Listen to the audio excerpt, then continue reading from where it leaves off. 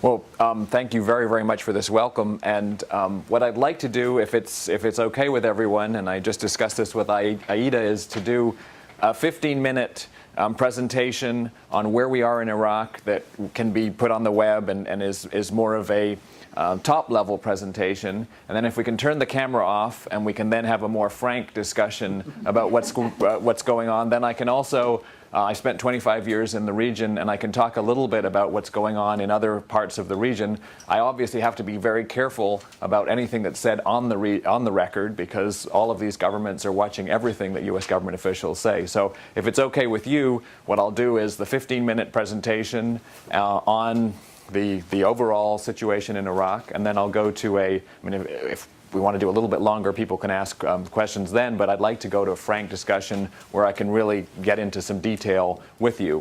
Is that okay with everybody? Yes.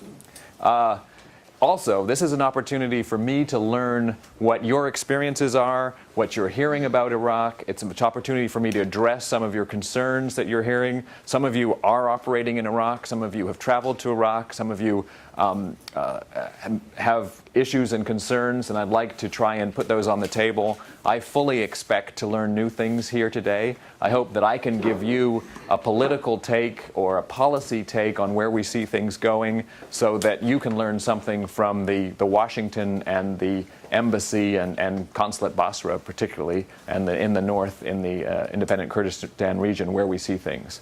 So without further ado, because I want to get to the questions and answers, let me talk about really the two transitions that I work on every day in Washington and that our embassy in Baghdad is focused on. The first transition, which is a monumental and very important undertaking, is the shift from a military-dominated, U.S. military-dominated, security-dominated partnership in Iraq to one that at the end of this year is converting to a civilian-led, civilian agency, development, economic cooperation, partnership relationship.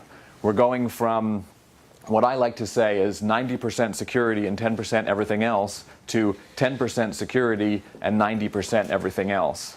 This is a gradual process that has begun already. I was in Baghdad. The 11 months I spent in Baghdad included us opening our embassy in Baghdad, the largest embassy in the world, which is a very important diplomatic platform for working with the Iraqis at all levels. I had left Baghdad, or I left Baghdad at the same time as our troops left the cities in June of 2009, which was a transfer to the Iraqis of preeminence in the cities. We've also seen the end of the combat mission that President Obama announced at the end of August last year. There's a steady transition going on. And this is a transition on the Iraqi part and on our part, as the Iraqis step up to take over responsibility for their country, and as we change the nature of our mission there from one of helping them to focus on security to one of helping them to partner with them on the enormous economic and other challenges that they have as they go forward. That transition, the military to civilian, requires us to have a presence around the country. And what we like to say when I talk to members of Congress and their staffers is that we've learned two things in Iraq over the experience there, over the 8 years that we've been there. One, you can't do it on the cheap. And two, you've got to be everywhere and you've got to have a presence. And we've discovered that in numerous ways, which I don't need to go into.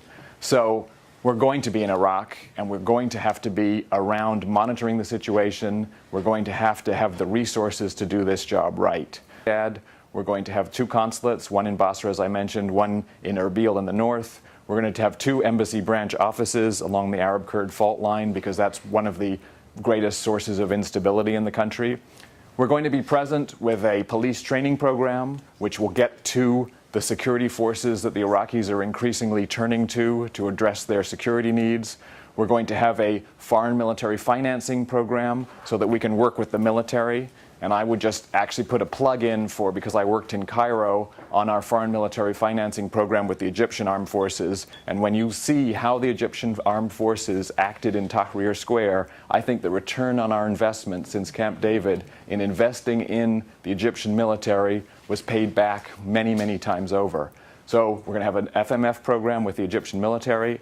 This is under the State Department, using the DoD training, the Joint Assistance Command and others who will be working with the Iraqis, but it's a civilian-run program. The Iraqi transition, which is what enables us to do this, is Iraqis have moved from a period of Saddam Hussein's wars and isolation, which led Iraq to be a pariah state and which led terrible economic hardship and other hardships in Iraq, through the U.S. invasion, through the almost outbreak or the outbreak of civil war in 2006, through the surge, through 3 elections, and through a government formation, which now is produced an inclusive government that includes all the different ethnic and sectarian groups in Iraq who are working together. And I've got to be very clear, what you get when you get a government that includes everybody is not going to be an efficient government. This is going to be a government that is going to have a hard time making decisions. But in our calculation, and in the Iraqis' calculation, which is the most important one, having a government that excluded Sunnis or excluded Kurds or was some combination that left one sector of the population out would have been much worse, because it would have led to the potential for a return to violence. So we have a government that's inclusive. It took a long time to get to that government, but what we saw in that period was compromise rather than violence as the means of addressing the issues that face the country. Whether it's the Arab-Kurd issue, where we're seeing quiet negotiations going on in the background and open negotiations going on in the foreground, or whether it's the issues of the Shia parties, whether it's Muqtada al-Sadr and the Sadrists, there is a general view that compromise is the way of addressing Iraq's issues, not violence. And there's a rejection of the militias. The militias don't exist now. There's a support for the Iraqi security forces countering terrorism.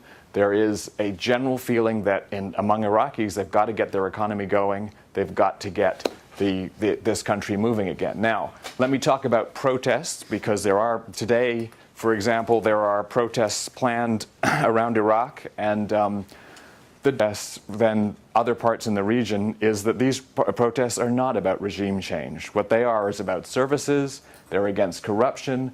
They're against the failure of the government to provide the services and the needs of the people. But it's not, they've had an election. They elected 325 members of their parliament, their Council of Representatives. They had provincial elections. They have provincial councils, some of which function better than others. They have governors, which are responsible to the people of each province. What people want, and these demonstrations have been continuing over the last couple of years, electricity, clean water. They want to see an end to corruption. They want to see more transparency in the distribution of oil revenues. These are things that every population can protest about, and every population will. But there's not a call for overthrow of the regime. Some extremists will try and use these protests to stir up violence, whether it's Islamic extremists on the Shia side or the Sunni side, whether it's the Sadrists, whether it's others. They will try to use these protests to upset things, to cause chaos, to show the government is weak. The government will, we think, react in the right way to these protests. Prime Minister Maliki has announced publicly that these demonstrations should be peaceful, and that the Iraqi security forces will react in a peaceful manner. But Iraq is a dangerous place, and we don't know what we'll see in these protests. But then I can get into Q&A session to more discussion on the protests. So let me wrap up these remarks by talking about the opportunities and the challenges in Iraq. Opportunities. The biggest one, and it goes without saying, is the oil sector. And what we see is that the Iraqis have made the right decisions on developing their oil sector. We see a Ministry of Oil, which is one of the least corrupt organizations in Iraq. We see a government that is working with the oil companies to try and overcome a tendency to bureaucratic regulation, to and lack of we call it interagency, interministerial coordination. We see a government that's making the right decisions, but as I said earlier, is going to be a government it's hard for it to make decisions. The natural tendency of this government will be to debate and deliberate. They have a Council of Representatives. We've created a system where their parliament has to sign off on important decisions, whether they're monetary or otherwise. This is going to cause issues as we go forward.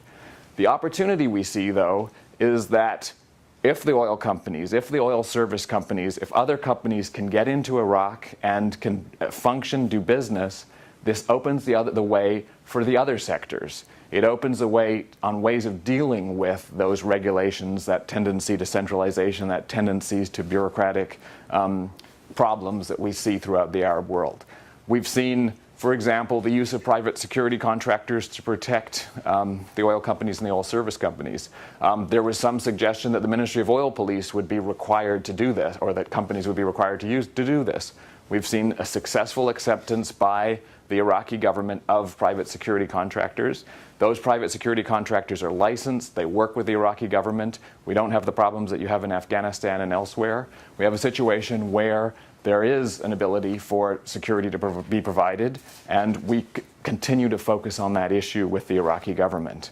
In terms of opportunities, we see that the Iraqis are moving forward. I have to say, as we look at the rest of the region, Iraq has had its 3 elections, it's almost had its civil war, it's had its ethnic problems. They are addressing these. We see an opportunity, if we continue to work with the Iraqis, that they are actually on the right path, and that a lot of the uncertainty that affects the rest of the Middle East, it will be limited in Iraq, because we know what the uncertainties are in Iraq. In terms of the challenges, if you'd asked me a year ago what the biggest challenge in Iraq was, I would say it would be the Arab-Kurd conflict. If you ask me now what the biggest challenge in Iraq is, I would say it's corruption. I would say that the requirement of the government to respond effectively to corruption is going to be something that is going to lead to addressing people's concerns, is going to be able to make the business climate better. It has to be done. Now, the positives and the negatives there. On the positive side, we have a relatively free media that can publish stories about corruption. Now, journalists are threatened, but there aren't legal impediments, or in some countries, extra legal impediments to writing about corruption stories. We have that parliament, that 325-member parliament, of which I would argue 90% of the members that were elected to that parliament were elected on an anti-corruption platform, and this is where they will play a role, and they have played a role before in addressing corruption. We have judges who, I'll be honest, there's still a long way to go, but the judges have addressed terrorism. We started with the most important for the society's issues. We had to have judges that could put terrorists in jail and were not intimidated, killed, or threatened by those terrorists. We've come a long way in that the judges are sending extremists to jail all the time. The second issue that the judges, I met with some judges just 2 months ago, they're focusing on organized crime, which is an enormous problem in Iraq for everyday Iraqis. We don't read about it in the media, but that is something that Iraqis are focusing on, and the judges are focusing on those issues.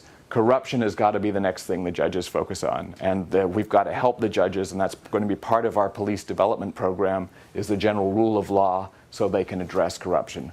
Finally, the executive branch has to go after corruption, and we'll be working with the new government to address that. So that's a challenge. I also already mentioned the bureaucracy, the tendency to centralization, which we see. We've got to fight all of those tendencies.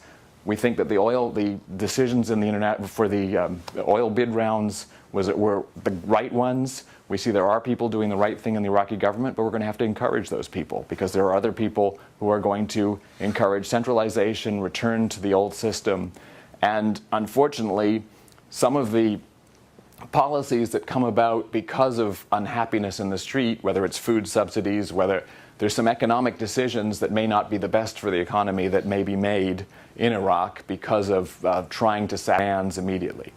So with that, I want to really get to questions and answers and to a more frank discussion of the issues in Iraq.